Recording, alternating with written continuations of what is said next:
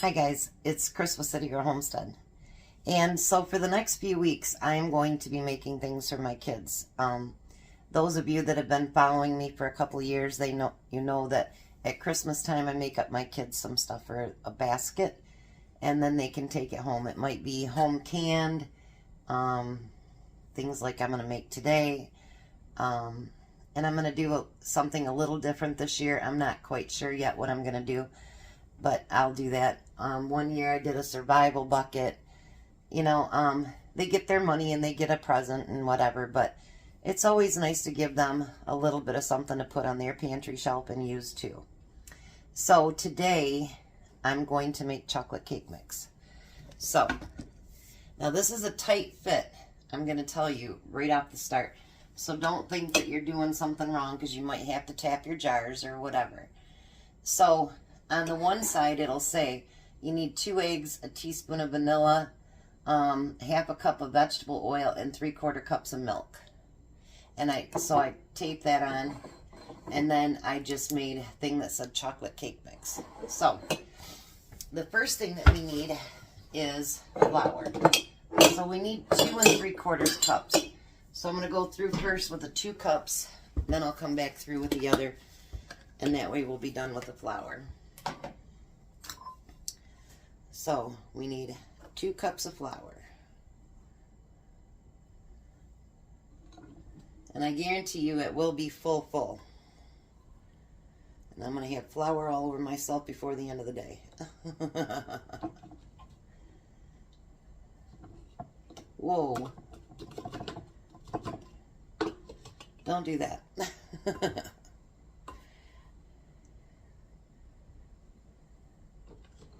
I keep forgetting that there's some left on the side of that when you do this, so.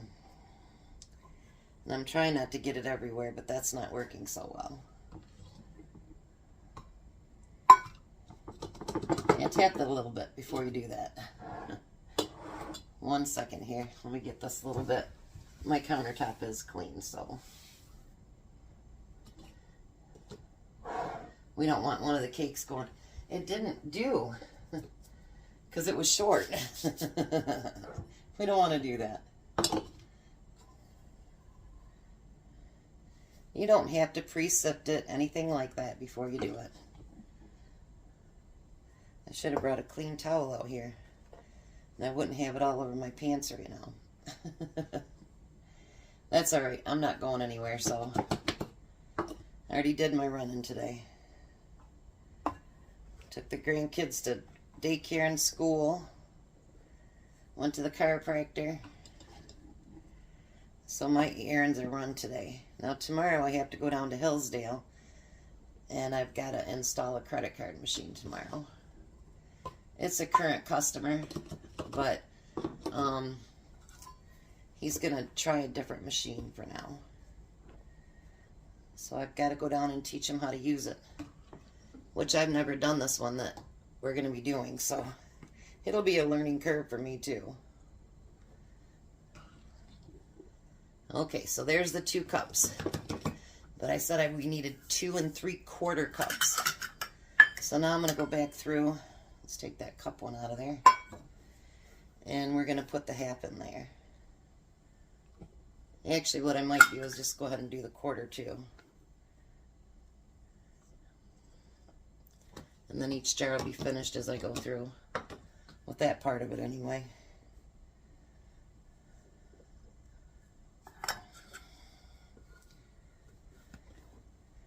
I'll tell you, when you start doing these things, stuff like this, you guys, I'll tell you what, you'll use your flour and your sugar up really quick.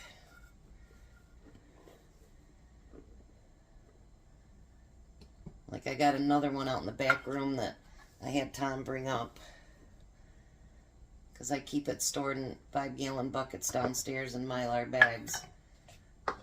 So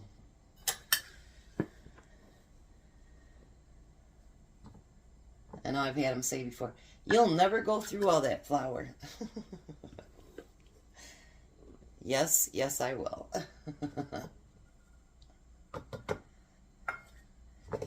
I know it looks like it's all sugar, or all flour right now, huh?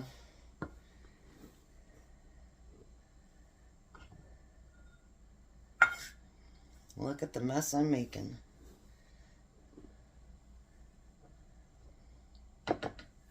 It's hard not to make a mess. I've got it all over me, if you could just see it.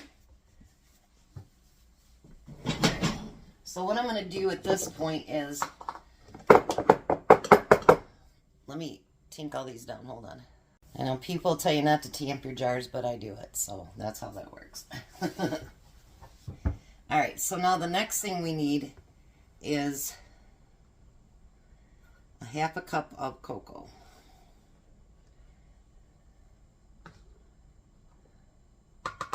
And you can put these in any order that you want to, but I think it's nice to have that chocolate kind of like right in the middle. I'm pushing some of this down. I went and grabbed a towel, by the way. I do laundry every other day, so I wash my towel and my, dish rag every other day, unless I mess it up before then. But I just forgot to bring another one out here. That happens.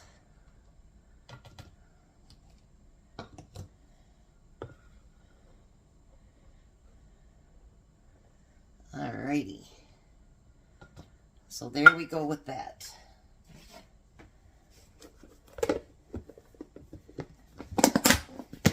Now in between every one of these, because the next thing I need is going to be a cup and a half. So you want to tamp it down so that everything will fit.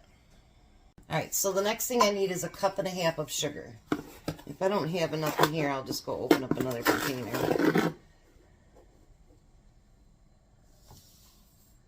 See how that gets really, really full.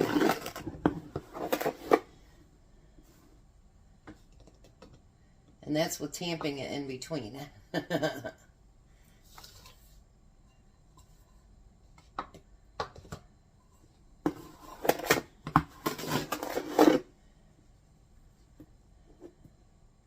You can also, if you don't have any jars, you can also do these in gallon baggies.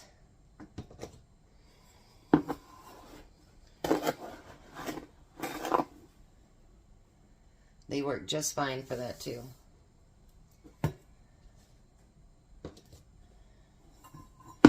Let's hope we can get it all in here.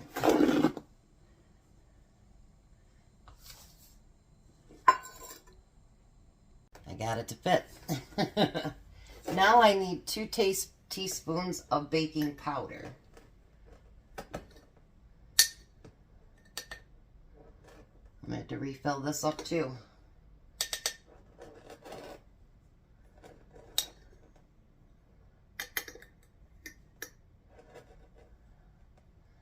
Chiropractor worked on my thumb a little bit today, so hopefully I'll get some more mobility out of it,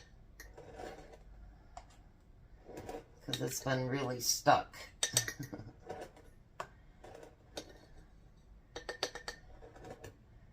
This is when you know you got to restock all your stuff.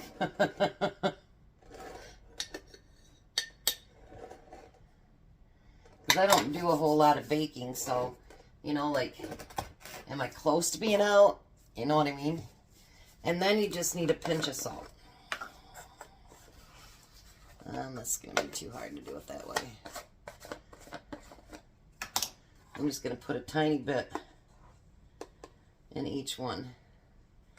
They say the salt is so that the flavor will all come out.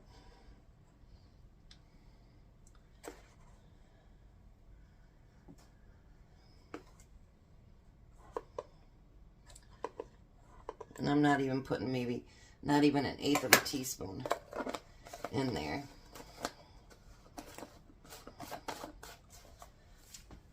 So now you're just going to put your lids and rings on them.